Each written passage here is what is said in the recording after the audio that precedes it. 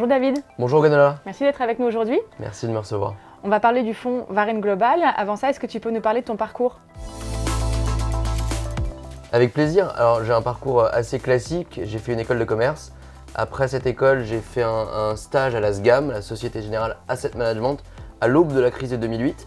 Puis après, je suis assez rapidement arrivé chez Varenne en 2009. Donc ça fait longtemps que je suis dans cette belle maison et j'ai participé depuis une grosse dizaine d'années maintenant à l'aventure. Je suis arrivé quand on était 6 personnes, maintenant on est 36 et notre encours s'est multiplié aussi puisqu'on gère aujourd'hui 3,7 milliards et je suis arrivé quand on gérait quelques dizaines de millions d'euros. Donc voilà, une longue histoire chez Varenne. Varenne Global, c'est un fonds flexible international qui a 4 moteurs de performance, le long, le short, les stratégies d'arbitrage et la couverture contre les risques macro. Est-ce que, en quelques mots, tu peux nous présenter ces stratégies?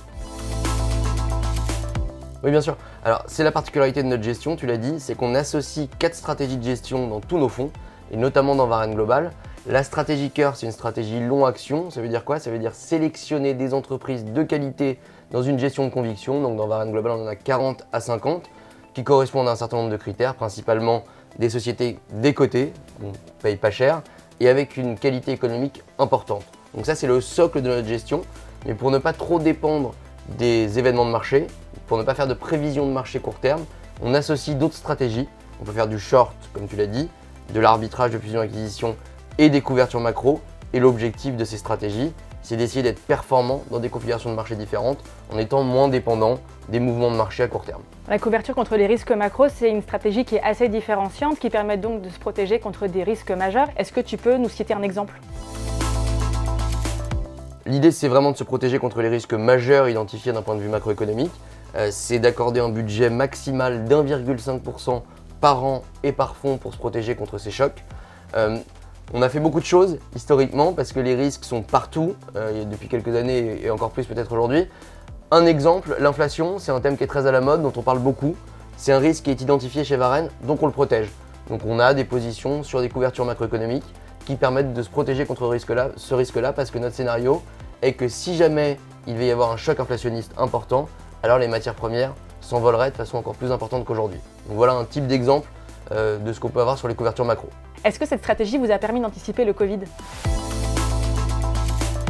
Anticiper le Covid, non. Mais en revanche, c'est un dispositif, les couvertures macro, qui était très important fin 2019 parce qu'on anticipait déjà à l'époque un certain nombre de risques. Et la gestion chez nous, fin janvier, dans le flou artistique le plus total dans lequel nous étions à ce moment-là, fin janvier 2020 évidemment, a décidé de renforcer le dispositif de couverture parce que l'hypothèse c'était que ce qui est en train de se passer en Chine pourrait avoir des débordements dans le reste du monde. Donc on a augmenté le dispositif pour être capable d'être protégé et c'est ce qui s'est passé dans le premier trimestre 2020 puisqu'on a très bien résisté dans la phase violente de baisse dont on se rappelle tous. Quel est le positionnement du fonds? Est-ce que vous arrivez encore à trouver des positions longues aujourd'hui compte tenu des niveaux de marché? C'est une question très pertinente, je te remercie, parce que nos clients tous les jours nous disent les marchés sont chers, les marchés sont chers. On atteint des records sur les différents indices, notamment sur le CAC. Donc c'est une question qui est pertinente. Notre métier à nous, en tant que gérant d'actifs, c'est d'aller chercher les bons candidats, les bonnes entreprises donc, pour intégrer nos fonds.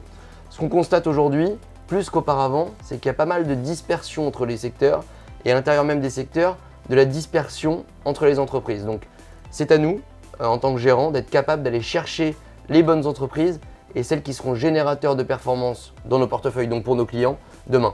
Donc on y arrive, on a fait beaucoup de mouvements en 2020, un petit peu moins en 2021, mais on arrive à aller sélectionner quelques entreprises. Comme je le disais tout à l'heure, 40 ou 50 entreprises dans le portefeuille, donc on n'a pas besoin d'aller en chercher 300 ou 400.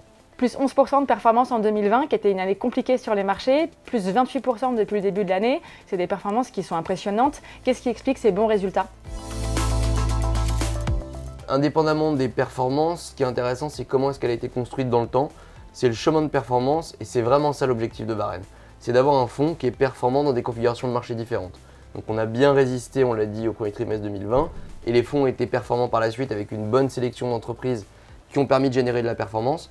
Donc vraiment, cet objectif a été rempli, d'avoir des moteurs qui peuvent se relayer pour être tour à tour contributeurs et générer de la performance pour nos clients. C'est à nous, en tant que gérant d'actifs, d'être capable demain de continuer à générer de la performance pour nos clients. Merci David. Merci Gonala.